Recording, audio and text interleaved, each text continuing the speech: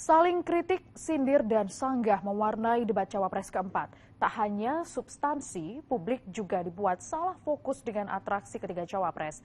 Berikut kita diskusi bersama Dana Paramita.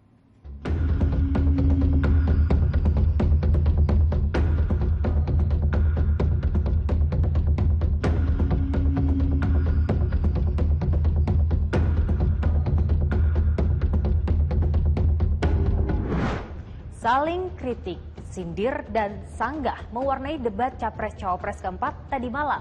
Tapi tak hanya substansi saja, publik justru salfok dengan atraksi ketiga Cawapres, Muhaimin, Gibran, dan Mahfud MD. Apa saja? Kita diskusi, bahas ini.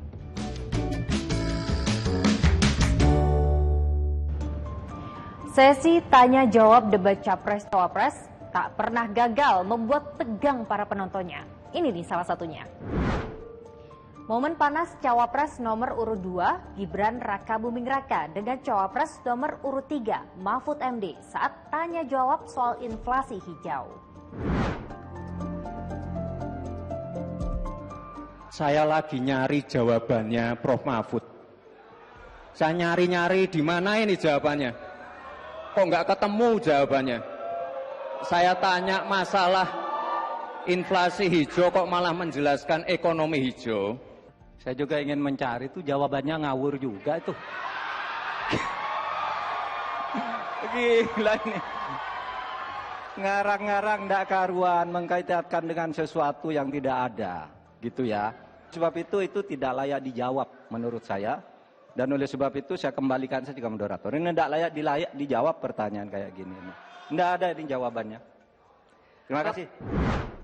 Tak hanya dengan Mahfud MD saja, Gibran juga sempat saling tuding dengan Cawapres nomor urut 1, Muhaimin Iskandar saat tanya jawab soal hilirisasi nikel. Ini agak aneh ya, yang sering ngomongin LFP itu tim sesnya, tapi Cawapresnya nggak paham LFP itu apa. Kan aneh. Sering bicara LFP, lithium ferrofosfat, Tesla nggak pakai nikel. Ini kan kebohongan publik, mohon maaf. Tesla itu pakai nikel, Pak. Intinya bukan hanya etika lingkungan, tetapi etika bahwa forum ini adalah forum policy yang berharga. Jangan-jangan kalau kita tebak-tebakan definisi di sini, saya ragu. Kita ini levelnya SD, SMP, atau jangan-jangan ijazah kita palsu semua di sini. Sayangnya, gestur yang ditampilkan Gibran menuai kritik, khususnya dari warganet. Warganet menyayangkan sikap Gibran yang dianggap tidak sopan, tidak sepantasnya, dan meremehkan.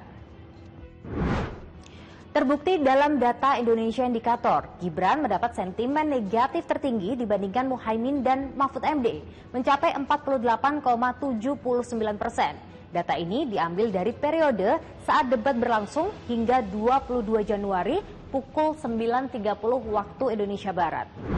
Nah, cuitan warganet ini ternyata diamini loh oleh pakar komunikasi politik. Contohnya bahwa Prof. Mahfud sudah menjawab, dinyatakan Gibran itu sampai mencari-cari dengan bahasa apa itu namanya ya, dengan gaya-gaya seperti itu. Ini menunjukkan begitu merendahkan, belum lagi ekspresinya Gibran waktu itu menyatakan, dan ini tidak bagus ya bagi contoh calon pemimpin menurut saya. Terpaksa kali ini kita harus mengkritik Gibran, mudah-mudahan karena tidak ada lagi debat, ya dalam sesi kampanye selanjutnya, kampanye besar ini, yang ini bisa menunjukkan jati dirinya seperti apa.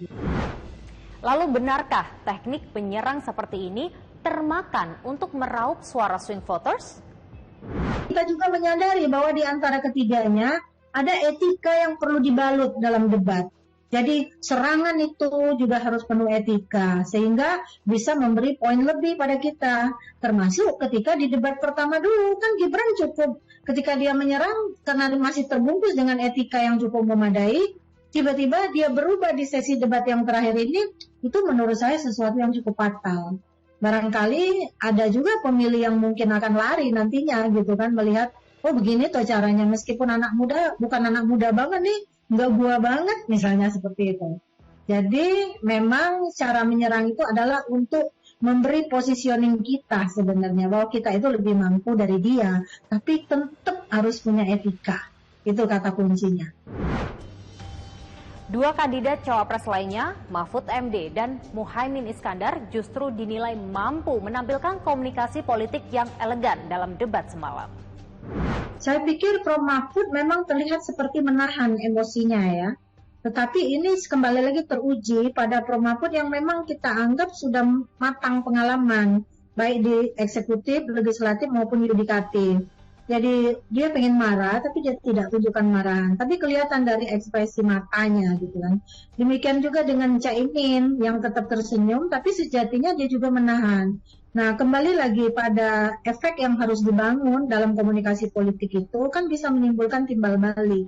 Timbal balik yang tidak baik itu harus dihindari. Jadi arah pembicaraan, arah bagaimana kita gestur tubuh kita itu harus diperlihatkan seminimal mungkin yang menunjukkan ketidaksukaan publik. Dan meskipun itu adalah strategi, dan Prof. Mahfud sama Caimin saya pikir malam tadi cukup brilian menampilkan cara-cara berkomunikasi politik yang elegan gitu. Sayangnya, gara-gara ramai soal etika, substansi tema debatnya dinilai tersingkirkan. Debat Capres-Cawapres sejatinya dilakukan agar publik memahami gagasan dari masing-masing paslon. Namun tak jarang debat juga kini jadi kerap diisi dengan jebakan, istilah yang tak biasa atau pancingan lain yang diduga dipakai untuk menjatuhkan lawan. Jadi gimana? Dari penampilan semalam, makin yakin dengan pilihan atau mulai berpindah hati? Terima kasih sudah diskusi.